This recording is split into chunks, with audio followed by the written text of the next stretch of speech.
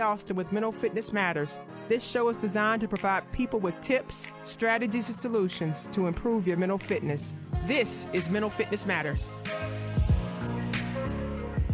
Hey, happy Thursday, everybody. You are listening to Mental Fitness Matters. I am your host, Tracy Alston, and this is WSIC Radio. Happy Thursday. I hope everybody out there is having a great week. I am super excited about today's show. If you're an entrepreneur or anybody out there with a dream, vision, passion, or maybe you don't even know what you want to do yet, you're going to want to stay tuned as I have an amazing guest today, and I know his story will inspire you to focus forward. But before I introduce him, if you are new to the Mental Fitness Matters show, welcome. And to all my frequent listeners, thank you. This show is designed to provide you guys with education, tips, strategies, and solutions to improving your mental health and mental fitness.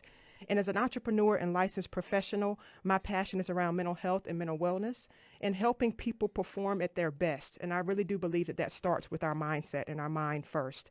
And I love having guests on my show to share their stories, to share their experiences, to share their expertise, because I believe that by them providing insight on what got them to where they were, they can help my Mental Fitness Matters community perform at their best. So I'm excited that you guys are listening today. And if you are new to podcasts, please go and download the Mental Fitness Matters podcast and subscribe.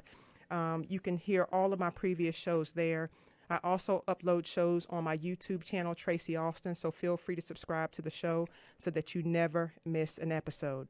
So let's get into it. I have with me today Frederick Whitaker, who is a proud father, entrepreneur, and a successful businessman. He is the CEO of Journee Enterprises, a talent management and consulting firm. Fred has executed a number of opportunities for celebrities like Terrance J, LaLa Anthony, Simmons and Angela Yee. He's also worked alongside major corporations such as the Boys and Girls Club, McDonalds, and Disney Dream Academy.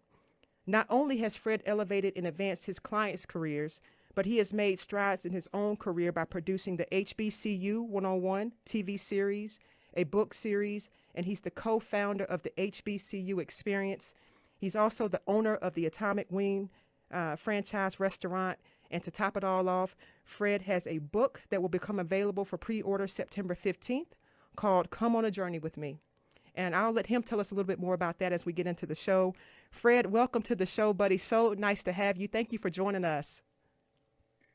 Thank you guys for having me, man. I'm excited and nervous at the same time. No need to be nervous. We are super excited to have you. And I'm really just excited to get this interview in because not only knowing that you are the man behind the scenes of big brands and celebrities, I'm just excited to hear a lot more about your journey and Journee Enterprises. Tell us a little bit about yourself, how you got started.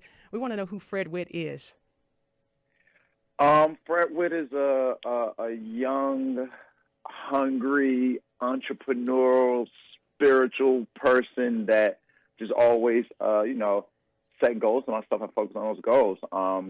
I've been in the business for 15 plus years. I originally started working in, I guess you could say, entertainment when I was in college at North Carolina A&T. I used to DJ and throw events all the time when I was in college.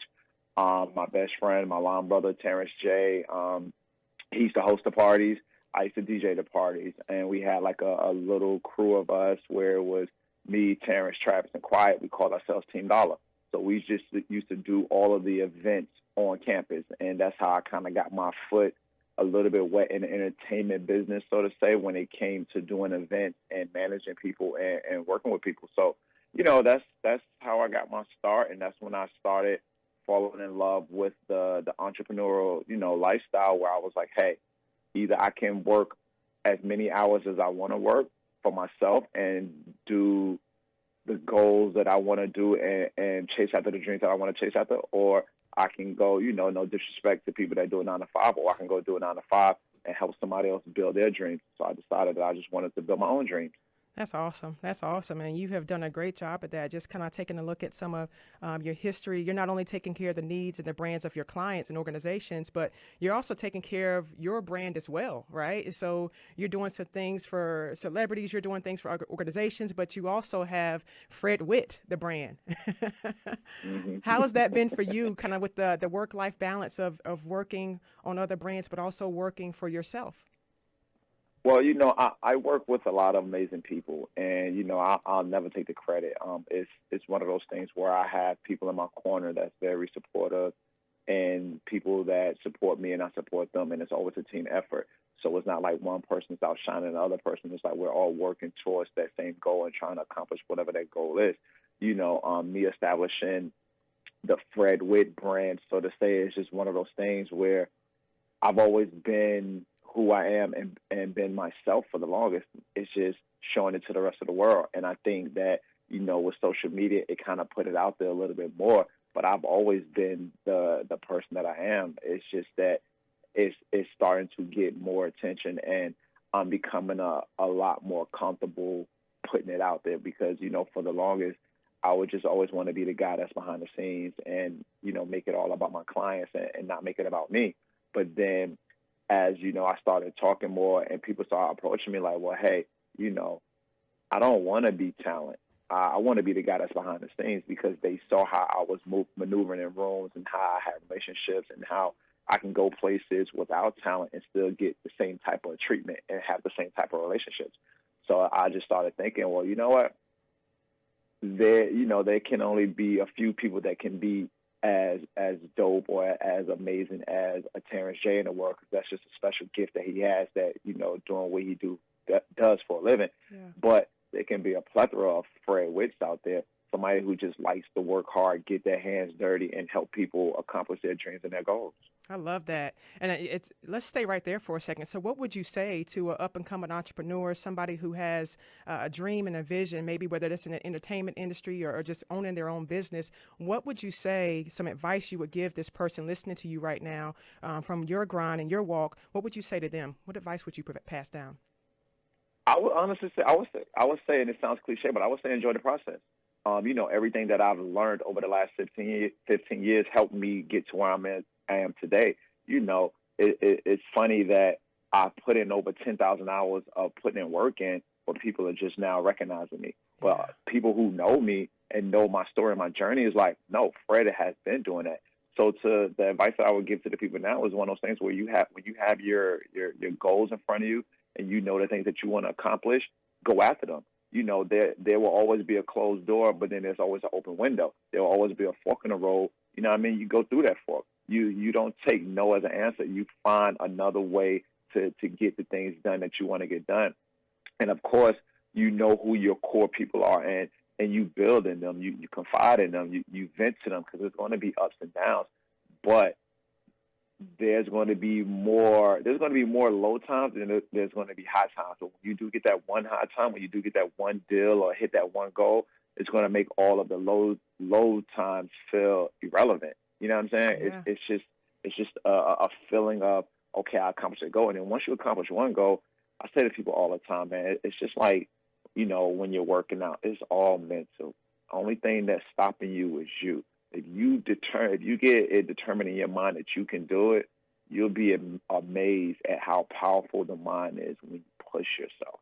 All you got to do is push yourself. Yeah. You know what I'm saying? That's all you got to do.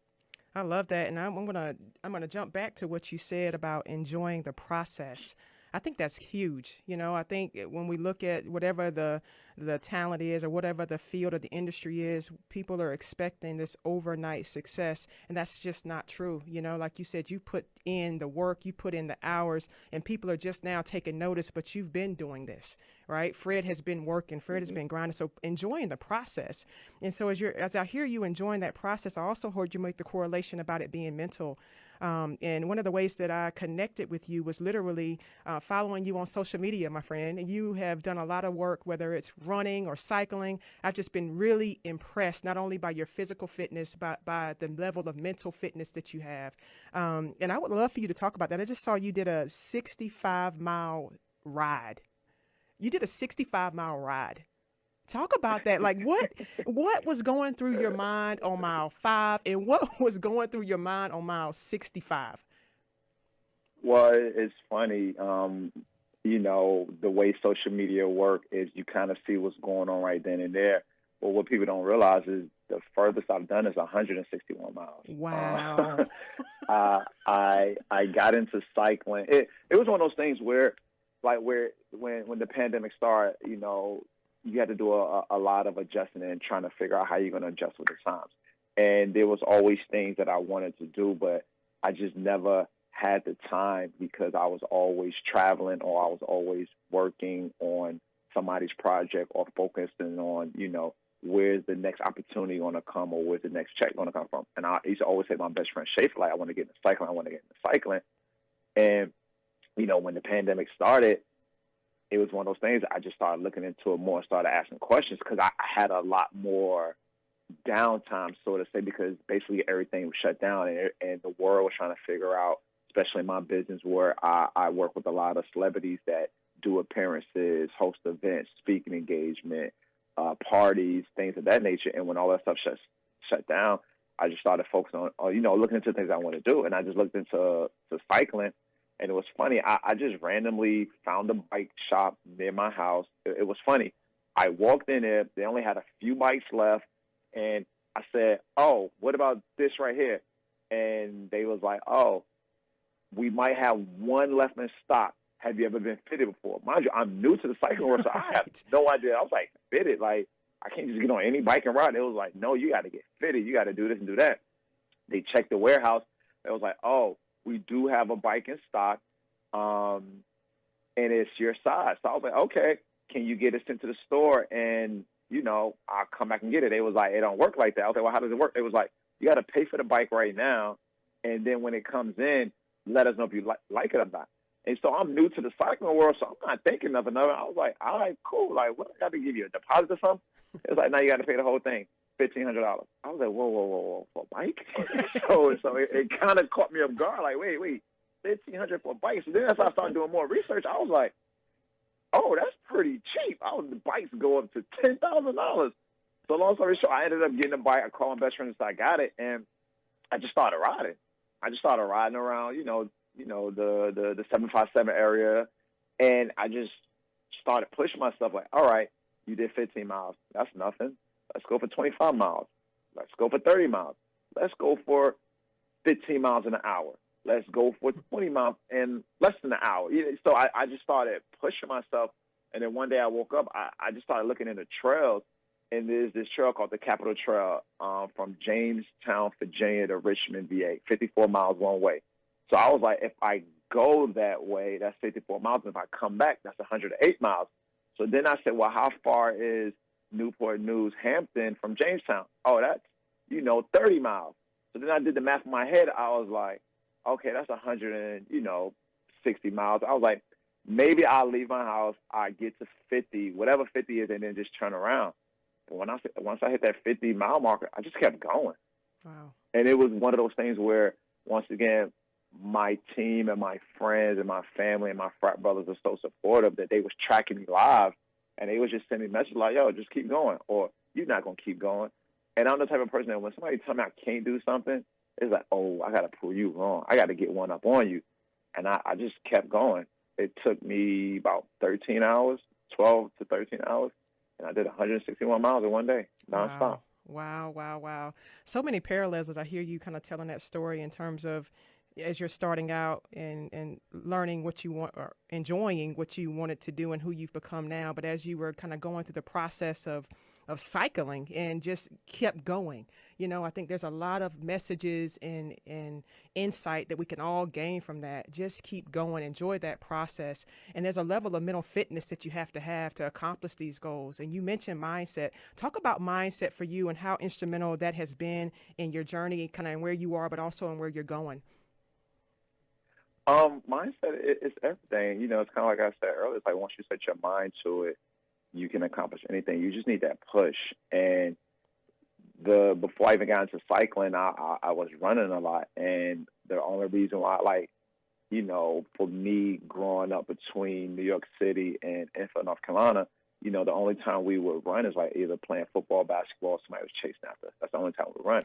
But I had a really close friend of mine named Yusuf Neville that used to try to get me to run with him all the time and run marathons and run races. And it was one of those things where he was like, yo, Fred, it's all mental. I promise you, it's all mental. And I'm like, yo, Yusuf, I'm not doing it. And he finally convinced me to do it. So he walked me through the training, gave me a training schedule.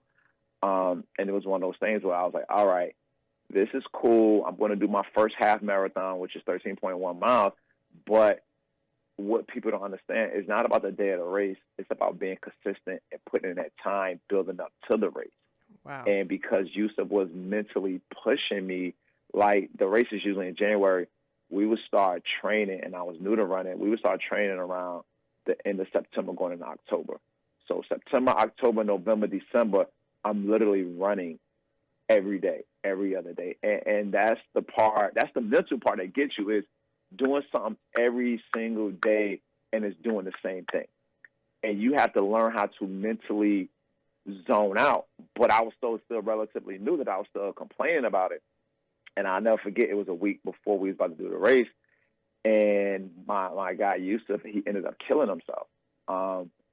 And it was one of those things where it took me back, because I was like, I literally talked to him every day. We was in a group chat, me, him, Schaefer, Jay Rich, and all of us. And basically he was the runner in the group, and he convinced all of us to start running. And so it became one of those things that when he ended up, taking his life, the race still came a week later, and we was like, well, we're still going to do it in his honor. And for me, mentally, I just started seeing him while I was running. And that just kept mentally pushing me to run. And it was one of those things, like, I never got the chance to run a race with him, and physically, but mentally and spiritually, he's always there running with me. And that was the thing that just pushed me to keep going when it came to running. And I look up now, I've done fulls, I've done halves, I've traveled the world to run these races. But the whole time, my state of mind is, I'm doing this with Yusuf. And that gives me my push and my motivation to keep going and chasing after those miles when I'm out there running. Did I answer the question, or did I go all around the world? Man, Fred, you in here dropping gems. You can write a whole nother book. We can't wait to get to the other book you wrote, but you can write a whole nother book with this message right here, buddy. Thank you for sharing that. Talk about impact. Talk about impact. And some of the things that I heard you mention was just repetition and consistency. And it's not about the day of the race. It's about the prep work that you're doing before you get to the race. How many times are we faced with something every single day, right? Every single day. We think it's about that moment, that event. It's about the work you do before you even see where you're going to be, right? So thank you for putting that perspective. And you're right. You're running with your friend, and your friend is running with you in spirit every single day. And that brings me to the next topic there, in terms of having a why, having a purpose, having something that drives you. And it sounds like you have a lot of reasons why you're doing what you're doing. But what would you say one of the biggest things that fires you up, that gets you out of bed every day ready to work? It's creating a legacy for myself, my daughter, my niece, and my family. It's being the first entrepreneur in my family. And at first, I couldn't explain to everybody what I was doing when I first started off. But now, 15 years later, it's like now everybody's coming to me for advice, or saying, well, hey, can you help me with this? Because you've done this. And, it just gives me that drive to, like, all right, yeah, you did that, but what are you going to do next? Okay, you did that, but what are you going to do next? Like, what's the next thing that's going to help take things to another level? And then also let my younger brothers and sisters and daughters and nieces and them see that, hey, if Fred can do it, I can do it. I know Fred. I see what he do every day. So what really fires me up is just setting that example and laying down that groundwork for, the rest of my family and the rest of my peers, to let them know, like, what I'm doing is cool, but you guys can be way cooler than me. You can be 10 times better than me, because I'm the one that's I feel like I'm the one that's holding the door open for everybody else to come through the door and take over the entire house. Yeah. So yeah. that's what motivates me. I love that. And I love how you mentioned legacy, leaving that legacy. A lot of times in our community and our cultures, we're the first ones, right? And so you mentioned being the first entrepreneur in your family. You're a father.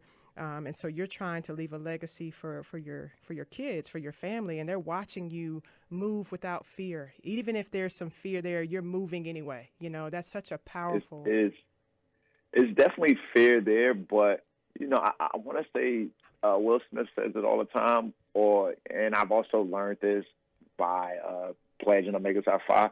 Fear is just a state of mind. Ooh, you know what I'm saying? Like you're only fearing what you're thinking because you're thinking the worst. Yeah. But when you actually do it, it's not as bad as you thought it was going to be. It's like running a marathon. It's like, 26.2 miles is a lot. But then when you cross that finish line, you're like, damn, I did it. Damn, I did it. Yo, I did it. What's next? Yeah. What's the next race? You see what I'm saying? Yeah. But the whole time you're fearing because you automatically, psychologically talk yourself out of stuff in your mind. Like it's like, even when you lift weights, you don't even know how strong you really are until you really push yourself. That's like right. you're like, oh, no, that's heavy. And as soon as you grab it, like, damn, it's heavy. But if you're like, yo, I got it. You're like, oh, shit, I actually did it because you mentally psyched yourself up to do it. Absolutely. So, it's just a state of mind, man. State of It's mind. all State just of a state of mind. mind. That's right. Your body, your body's going to do what your mind tells it to do, and that's the truth. Mm-hmm. I want you to get into this book, Fred. You got a book called "Come on a Journey with Me." Let's talk about this book. I've seen some of the visual pieces of this, and I think it's ready for pre-order on September 15th. I'm excited about this for you. Tell us about the inspiration behind the book and what this is about. The inspiration came from, I had two different inspirations behind it, so to say. It was something else that I had on my list that I wanted to do, but I just haven't had the time to really sit down and dive into it. And when the pandemic hit, that's when all of school shut down, so we had to do homeschooling with our kids. And as me and Journee was sitting here, they would send us a link. We would go on a link, and she would have to read certain books. And the books will come up, and I'm like, okay, I remember some of these books when I was a kid. It's like, why are you still looking at, no disrespect to Dr. Seuss, it's like, why are you still looking at these type of books? And the world has evolved so crazy where there wasn't that many African-American books or stories for people of our culture to see and learn. And so I just started thinking like, well, why don't I get into the children's book world? And then I was like, well, what stories would I tell? And then the other epiphany I had was whenever I do stuff with Journee or Briley, and Briley's my niece, she's 11, Journee's 8, and it's one of those things where whenever I do stuff for Journee, I always make sure I include Briley just so she can have those type of feel-good moments as well. And then Journee can have somebody to experience these things with. But it was one of these things where it was like whenever we do stuff, I would just post it on social media. And I wouldn't post it for likes or comments. I was posting it so my family can see what we're doing, so I don't have to text everybody photos. I got to send some to my mom and some to my dad and her mom and her family. I was like, you know what? I know all y'all follow me. I'm just going to put it on Instagram. And it got to the point where people's like, well, what are y'all doing next? Where are y'all going next? Oh, y'all at Disney World. Oh, what are y'all doing at Disney World? And I would just, but organically post us having a good time. And I was like, well, you know what? Why don't I take our stories and put it in book and not only share those stories with, our friends and family, but inspire other Black fathers out there and inspire other kids to dream big and think big out of the box, and then also get to see people that look like them in books where they can relate to the stories. Yes. And once again, there's no knock to, the children's books that's out there now, but it's like, I'd rather my daughter ask me, hey, Dad, this little girl right here is building a computer, and she looks just like me. I think I want to get into computers. Than her asking me, hey, Dad, so why is the green elephant talking to the purple cat? It's like, wait, what? Like, what are you talking about? Like, you see what I'm saying? So absolutely. That's how I got into it. So, yeah, the book we're taking pre-orders on September 15th. The book will be available on September 29th. I will be making an announcement on where everybody can get the book from. There's going to be a certain website that you have to go to. I know, this is kind of live right now, so I would love to give the website out right now, but I don't want you guys to go to the website quite yet because I'm still trying to get it to where I'm like, okay, this is the website everybody's going to enjoy. I'm kind of one of those things where I don't overthink things. I just want it to be done right. So when you do take that first visit, you're going to enjoy that visit on the website instead of you saying, the website is down, I got to come back, or this is not working properly. So absolutely, that's where I'm at with it. I am excited about that. And what a great, great thing for the community, the culture, for youth. And thank you for all that you're doing and just putting your heart, your soul, and your passion into your work. I'm loving how I'm just hearing so many connections of you just doing, you just kind of being in moments, doing what it is that you feel like you're led to do, and things just lining up and continuously working out. That momentum and that energy is powerful. It's positive. You got me fired up. I can't wait to start back running again. I like to run now, too. Not on the mileage that you're on yet, but I'm going to catch up. But no, it's just. But one mile is better than no mile. That's I always say to people. And what people don't understand is you train your body to what you wanted to do, and then your body starts to develop muscle memory. Yeah. Like because I'm into cycling a lot more now, but I might not run as much because I've been cycling more. But I can easily go out and do 5 miles because of the muscle memory. Yeah. I can. It's just something that you train. It's like writing. Like we as people, we went to school to learn how to write. You write every day. You write every day. Yeah, you might take a few weeks or a few years off from writing, but then you know how to go back and do cursive because you've done it for so long. It's just muscle memory, man. That's it. You're just making your memory stronger. That's it. And that repetition matters. That consistency matters. So putting in the work and putting in the reps, and you get the results. Fred, man, you have been amazing. I am just so glad and so honored to have you on today. Thank you for all that you're doing in the world. How can people connect with you if they want to continue to follow you and listen to you? How can they reach out to you, buddy? You can hit me on Instagram. My Instagram name is Frederick, and that's FredErick. WJR is my Instagram name. Twitter is @FredWhit, and Facebook is, I think, Fred Whitaker. I think it's all linked together. So when you post on one, it goes to all three. There you go. But yeah, my Facebook is Fred Whitaker. Yeah, it's my name, I think. Yeah, sorry.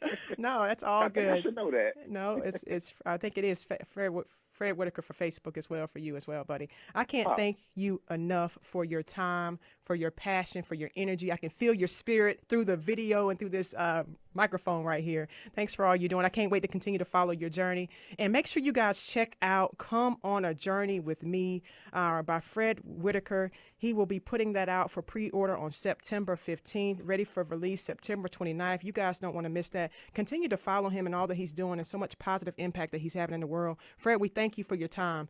And I want my Mental Fitness Matters community to go out and shine bright like the stars that you are. Continue to be great. I can't wait to see you guys next week. Thank you for joining us today on Mental Fitness Matters. Tune in every Thursday at 8:30 a.m. to 9 a.m. for more tips, tools, strategies, and solutions that will help you reach your peak mental fitness. My name is Tracy Alston, and you've been listening to Mental Fitness Matters.